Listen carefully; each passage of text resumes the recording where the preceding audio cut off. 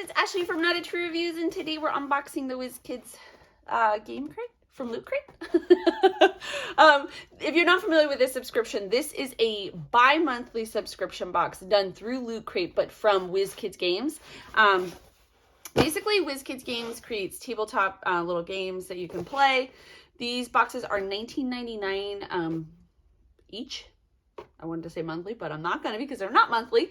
And they include, I think, 3 different games. It's usually kind of themed out a little bit.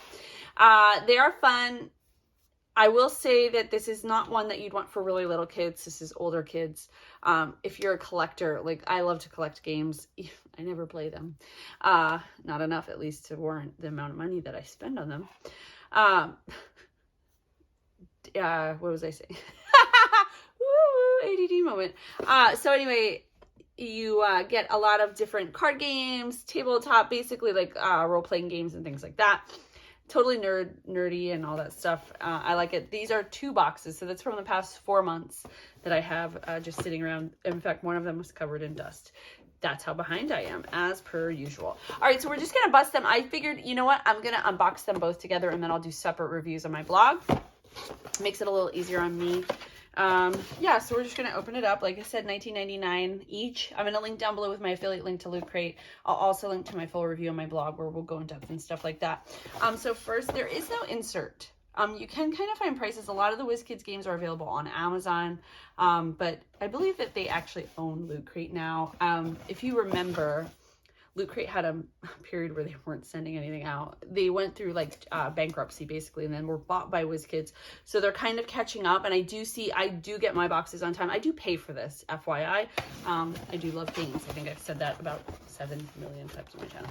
All right, so first, right here we have Dice Stars. This is Bruno Cathala, and Ludovic Mablanc. Basically, it looks like it's a little... Roll the dice, take all the dice of the same color or of the same value. Kind of almost like craps. And then you fill out your sheet, like a little bit of Yahtzee, a little bit of this, a little bit of that.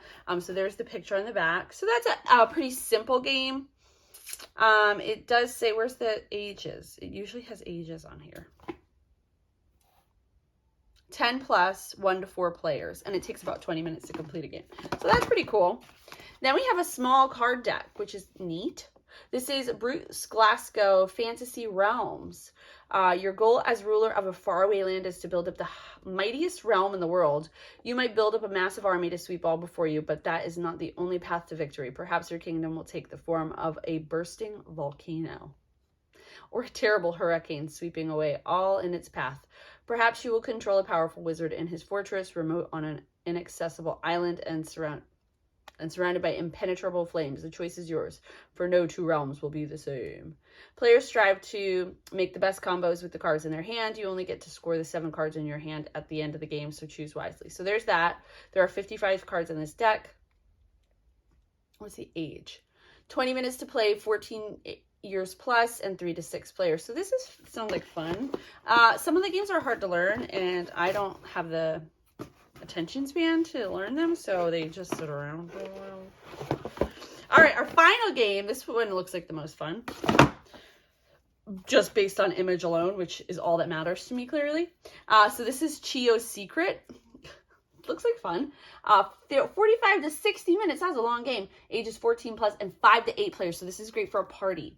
The story so far. Ujimun, the daimyo, has loved Chio, the geisha, his entire life. Unknown to him, Chio and Fusanabo, the daimyo's most loyal samurai, have loved one another for 20 years. One day, Ujimini learned the geisha's secret. He ordered Fusanabo, now Ronin, to kill Chio and then commit seppuku, ritual suicide. Fusanobu refused, and they escaped into hiding in the city as fugitives. Ujimani summoned his noble allies to find the geisha and the Ronin. Meanwhile, Motonaka, I want to say Mononoke, you know, like the Studio Ghibli movie, son of Chio and Fusanobu and head of the underworld, sent word of the drama to the shogun. The shogunate now approaches the city. The shogun's decapitator. If you're familiar with that album, if you are, that's so cool. Like this video.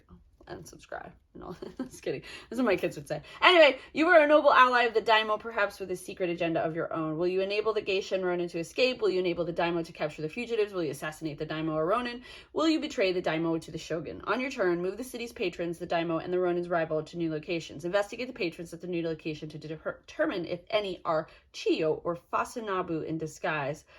Perform secret actions to best protect yourself from the daimyo's suspicions. So that sounds like fun. It sounds like a lot, but it sounds like fun. A lot of fun. See what I did there? All right, the other box. So this one's a little different size. They are all different size, but it doesn't seem like it matters when it comes to the size of the games. All right, so there are 3 games in here. 2 of these smaller ones and then 1 large one. First, we have palm trees. Sounds simple enough. There are 78 cards, 6 trunk tattoo sleeves. Use cards to grow a tree on your hand. All of the cards have rules telling you the crazy ways you have to hold them. Pick challenging cards for your opponents and hope that they drop cards. The best tree wins. Palm trees can also be played in teams of 2. One player is growing palm trees in their hands while their partner places the cards into those trees. Be the first to place 6 cards in each tree. That sounds like a hilarious drinking game. And just saying. All right. I haven't had a drink in 2 months, but suddenly want to have something delicious and play that game. All right. Spy tricks. Game design, Susumi Kawasaki, art Tori Hasagawa. This is a trick-taking game. So this one is a battle of tricks to uncover government secrets. As intelligence operatives, each player vies to uncover the information hidden away in top-secret documents. Information of grand importance on the world stage. From trick to trick, these spies must deduce the contents of the secret documents by studying what cards have been played and what cards haven't. Only one player can be the trickiest of spies. So this is 30 minutes, ages 14 plus and 3 to 4 players. Looks like fun. The other game, by the way, is 10 plus and 2 to 4 players. I didn't say that. All right, so let's move on to the final game. This is an El Maestro. Ooh, is it a music game? So there's the outside. It's an air drawing game. That looks fun for age 10 plus, 3 to 8 players. So you watch as the Maestro draws in the air a picture which only they can see.